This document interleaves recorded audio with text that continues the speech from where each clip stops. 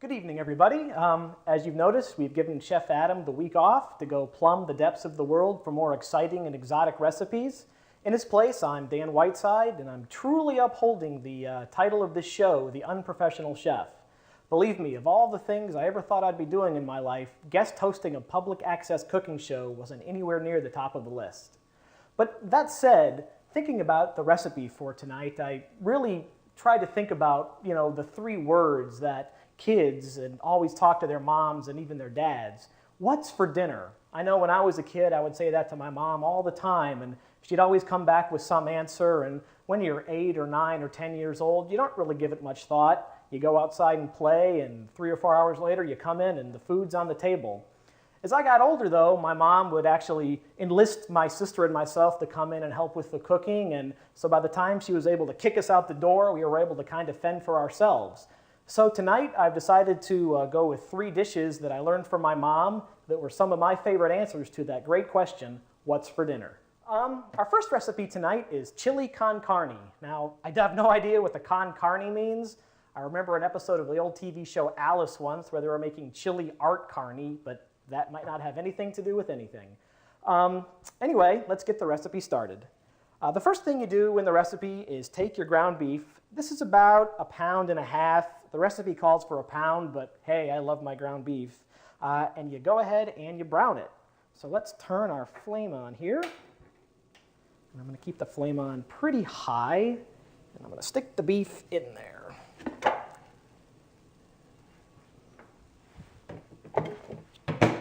Sorry, I was just throwing the wrapper away.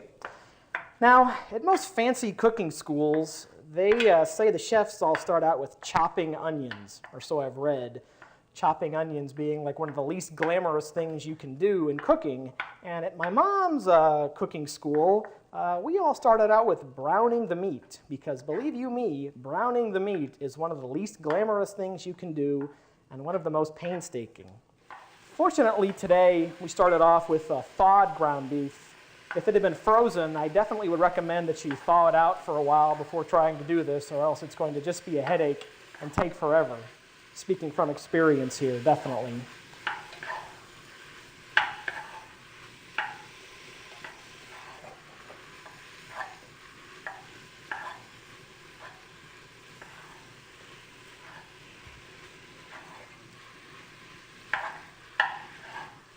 The meat is browning, and while it's doing that, let me just say that when I cook, I like to have a nice cold beer beside me. Something to really enjoy while I'm getting ready for my great meal. Back to the beef. One of the things I really wanted to mention, let me turn up the flame here, is that it's very important when you're doing this beef is to keep an eye on it and constantly stir it, which is probably one of the reasons why my mother gave me this job. You really have to keep on it. You don't want it to burn on the bottom of the pan or anything like that. It looks like the beef's come along pretty good now, and I think we're probably about ready to start adding our other ingredients. By the way, our cameraman, producer, and all-around evil mastermind, Eric, has just informed me that con carne means with meat. So in case you were going to rush out to the internet to check it out, you don't have to anymore, and that probably shows why. I haven't passed the auditions to be on Who Wants to Be a Millionaire yet. Okay, after that sad admission, let's get to the ingredients. Okay, you want to keep stirring it pretty well while you're adding these in. The first thing I'm going to add is the vegetables. I have already chopped up 1 onion and 1 green pepper, and I'm going to dump those in. And you probably want to keep it at around a medium flame when you're doing this, or a medium heat. And you want to keep stirring those in. Let them cook, usually for a minute or 2. The onions start to get a little yellow and a little translucent. I'm sure there's a fancy cooking slogan for that, but I have no idea what it is. So let's let those do that for just a moment here. Okay, the onions and green pepper are coming along pretty good now. I wouldn't call the onion translucent, but I guess it's getting there. I think it's far enough along to start adding our other ingredients, however. The next thing I'm going to add is an entire can of tomatoes. It's one of those large cans you find at the supermarket, chopped up or pureed, and you got to look out or the tomato will splatter all over your clothes. So let's get the tomato out of there. And you definitely want to mix it up really well after you get it in.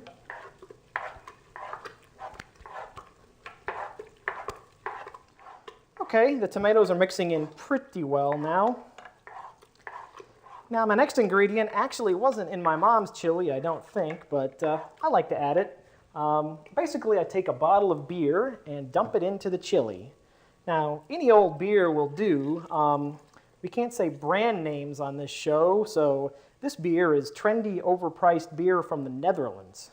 But any old domestic beer will do. And for all you kids out there, don't get too excited. The alcohol is going to all be burned off by the time we're ready to eat it.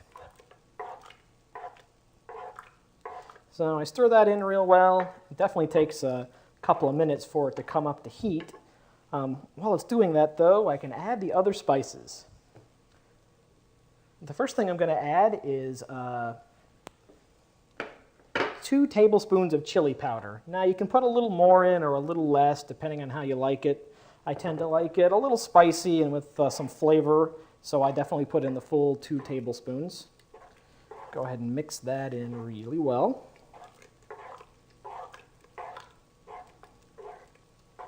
I love the smell of chili powder in the evening. Next thing I'm going to add 2 teaspoons of salt. As a nod to Adam, I'm using the kosher salt that all great chefs love to use. Never used it before, but I'm sure it will be great.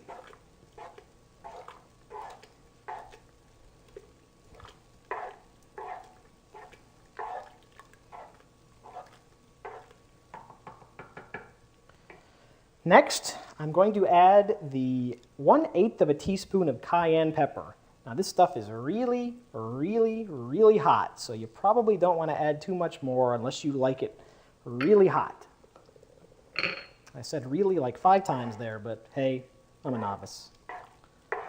Stir that in really well. Also going to add 1/8 of a teaspoon of paprika, or as I say in Hungary, paprika. Hi, Nick. Stir that in really well.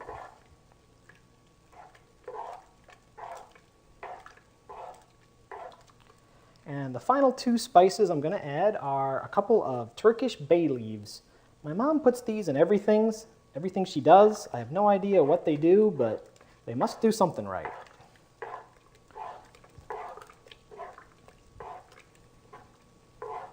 Okay, the chili's coming around really well on the small burner. I think we're ready to transfer it over to the larger stove and get on with some of our other recipes. So let me go ahead and get the lid on here. And I'm going to transfer the chili over to the stove. Let me just mention that I'm going to put it on there. It's important when you're making this that you go and, every 5-10 minutes come in and give it a good stir or two. Probably keep it on kind of a low heat so it doesn't really boil over. You want it to be kind of a nice simmer. So turn this burner off and I'm going to move it to the stove. Our next recipe is called King Rancho Chicken. And when I was growing up, this was one of my all-time favorites. It's very easy to make and the results will astound all your friends and neighbors. To start making it, it's very easy. You just take some chicken breasts that I got at the store. I prefer to get the ones without bones, although you can work around the bones later. And all I'm going to do is basically boil these for about 45 minutes to an hour, kind of gauge it as it goes. Just got a pot here about half filled with water. I'm going to stick them in, put them on some high heat, and let them go. One thing to remember when working with raw poultry, salmonella is not your friend. So I'm going to go ahead and cover this up, stick it over on the stove. Okay, while our chicken is boiling on the stove, I'm going to go ahead and get the rest of the casserole ready for us to have when the chicken is done. So let's go ahead and mix up the ingredients. First thing I'm going to start with is some chunky salsa. Now the recipe calls for something called jalapeno relish, which I've never been able to find in the stores around here, but I kind of like the salsa, so that's what I'm going to use. I go with the medium heat salsa. If you're not into spicy stuff, feel free to go with the mild. Just me getting a spoon. Next thing I'm going to add is 1 can of cream of mushroom soup. Since I can't say brand names, this is a condensed soup made famous by Andy Warhol.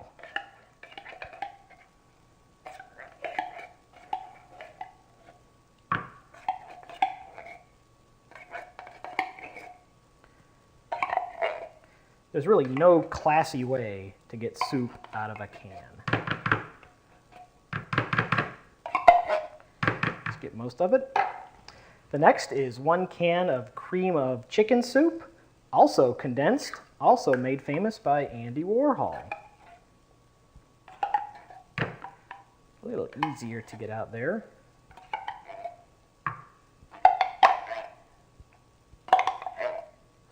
Now, I know what you're thinking looking at this wonderful concoction. You're like, what the heck is this guy trying to feed us? But trust me, it'll be good. Next thing I'm going to add is 1 onion, which I've already chopped up, because believe me, you don't want to see me trying to chop onions. And finally, 1 cup of rice. I'm going to give it a really nice stir here.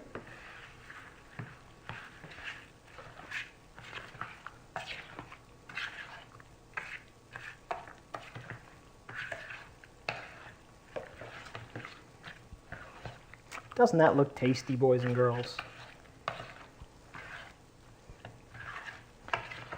Okie doke, and that's pretty much all we can do until our chicken is done. I'm going to go ahead and stick this in the refrigerator for the time being, and we will work on our next recipe in the meantime. Our next recipe is taco salad, and this is one of the absolute easiest things in the world to make, and people are consistently impressed with it. Office parties, Super Bowl parties, bar mitzvahs, bat mitzvahs, you name it, people are going to love this dish. I've already started the dish by browning another pound, actually probably more like 1.5 pounds of ground beef, and draining the excess juices out of it. I figured probably rightly that you don't want to see that again. Next thing I'm going to add here is some lettuce. Now, I cheated and just went to the supermarket and bought one of those bags of pre-cut lettuce.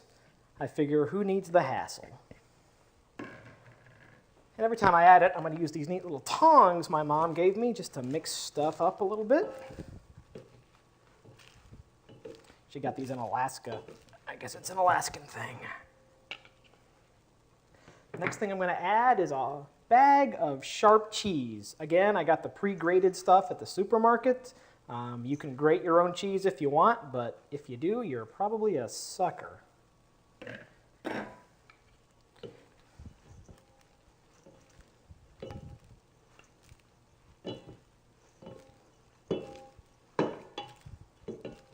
If you spill some outside the bowl, who cares? Nobody's watching. Okay, now I've got some cauliflower and broccoli. Again, I just got the bag stuff at the supermarket cut up. I should mention that I did wash all these vegetables first, the lettuce and the broccoli, the cauliflower. Always a good idea. You never know what kind of pesticides or chemicals were used on them.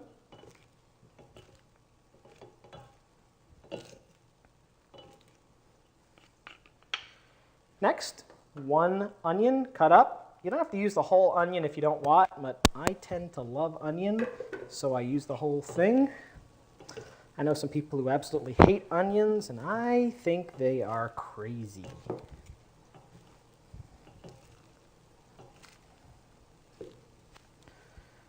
Okay, next we have a pack of cherry tomatoes, which I washed and then sliced up.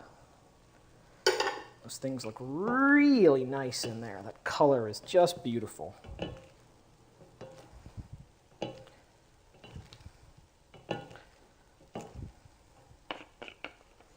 Next, I have a can of olives, which I'm going to dump in here. Black olives, cut up already. Mix those in.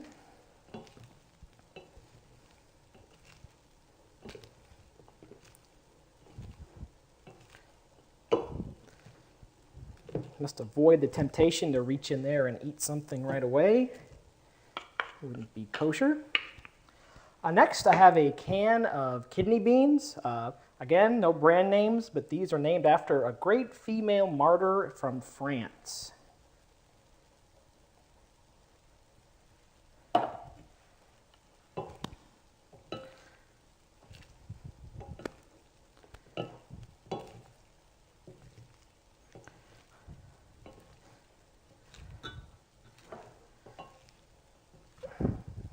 Okay, that's mixed up pretty well.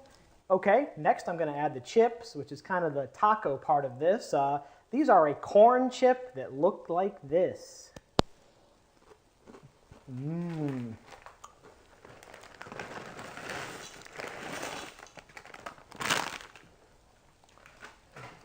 That's a lot of chips. Make sure you get the small size of this corn chip and not the big size. You definitely want it to be something that people can conveniently put in their mouth with all the other goodness that's going to be coming in there with them.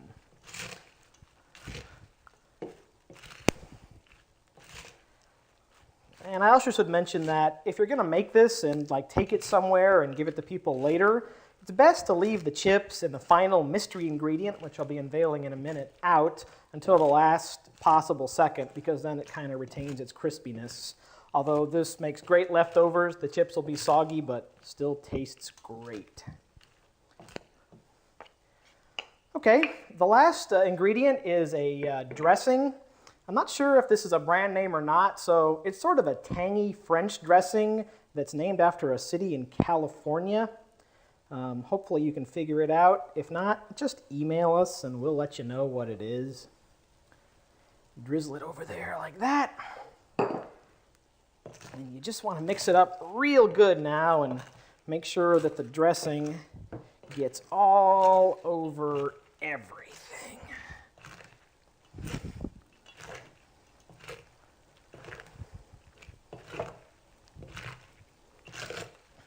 I love that crunch sound.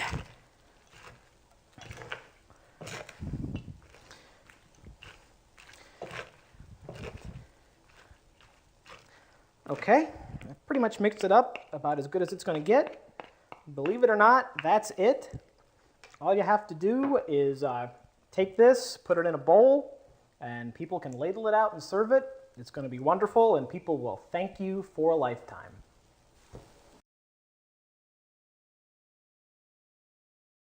Okay, the chicken is done boiling, and now I'm going to cut it up and put it into our casserole mixture, and then we'll get it into the oven. It's very easy. All you got to do is just cut the chicken up into bite-sized pieces. If you were stupid enough to get boned breasts, now's the point where you'd have to deal with that. But since I'm a smart person and didn't get the boned breasts, I don't have to deal with that. And all you do really is just cut it into chunks and put it into the mixture.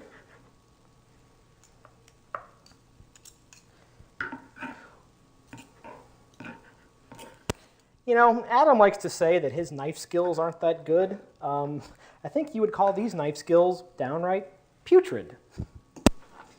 But, you know, it gets the job done. And that is the key when you're trying to make dinner. One of the things that I've learned from watching Adam do this show is that he uses the term reserving liquid. So what I did when the chicken was boiling is when it was done, I reserved a cup of this liquid, and I'm going to pour it into my mixture here. It just kind of helps with the consistency a little bit. My suspicion is that it helps the rice, but who knows? So I'm going to pour that in there and kind of mix it up a little bit with my ladle. Probably not the best mixing device in the world. Welcome to this week's edition of the Sloppy Chef. Okay, now what I'm going to do is pour this into my baking pan. What I've done is I've kind of pre-greased this. I just rubbed some butter around in there. Really not very elegant, but it helps it from not sticking to the pan when it bakes. I'm just going to pour this in here very, very carefully.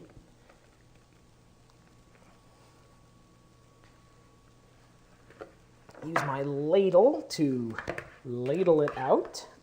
I'll try to point towards the camera so you can see this. Yeah, good enough. And I'm going to kind of smooth it out a little bit, just because we try to be a little classy around here. Okay, and last, I have this wonderful, again, pre-cut cheese that I got at the supermarket. And all I'm going to do is kind of evenly dump it all around the casserole. You can use your hands a little bit. It's going to go in the oven for a long time. Give it a nice cheese coating on the top. And last but not least, I'm going to put the tin foil on top of here for the baking. My mom taught me this. Make sure that the shiny side is on the bottom so that it's not reflecting a lot of the heat back when it's cooking.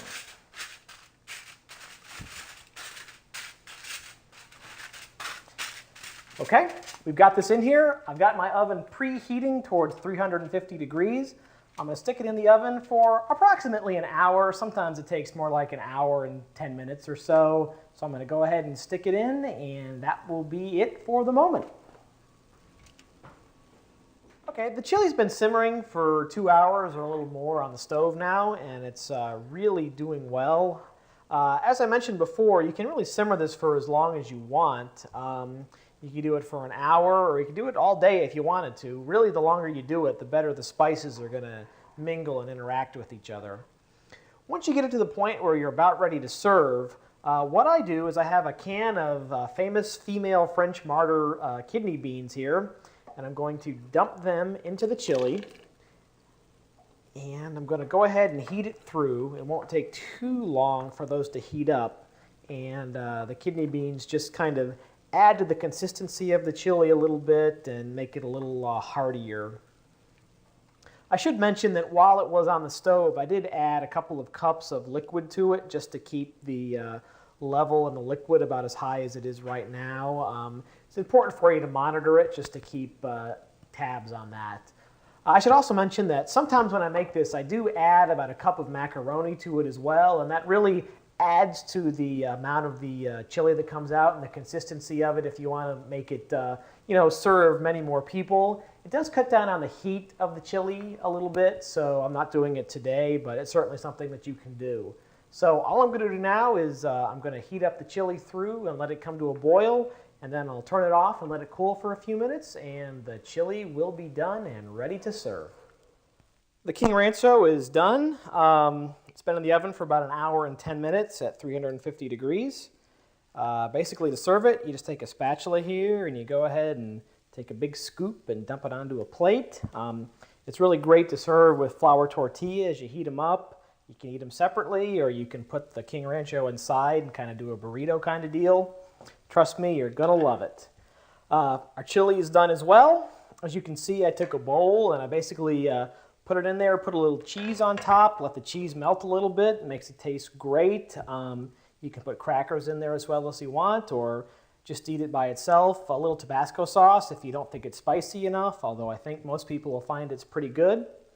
Then finally, the taco salad is just perfect by itself. I just love how the colors pop out, and it's just such a great dish. So that pretty much is going to wrap it up for our What's for Dinner episode. I hope that we've given you a few ideas on things you can try the next time your kids, loved ones, significant others, too many of these, or whoever asks you the question. So that's all for tonight, and all I can say is, Adam, this is a lot harder than it looks, so come back next week. Good night from the Unprofessional Chef.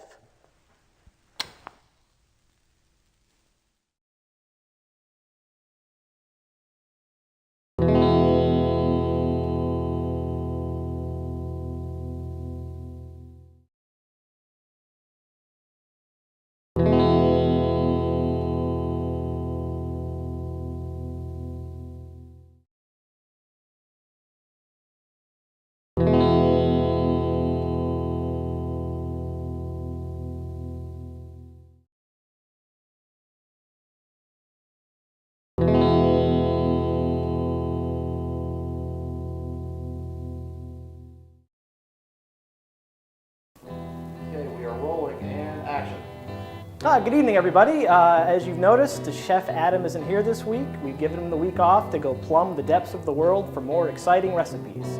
In his place, I'm Dan Whiteside, and I'm truly holding up the title of the show, The Unprofessional Chef. Believe me, of all the things I thought I'd do in my life, guest hosting a public access cooking show wasn't anywhere near the top of the list. But thinking about the show and what I was going to do, I went back and thought about the three little words that every mother, and I think I'm talking way too fast, so.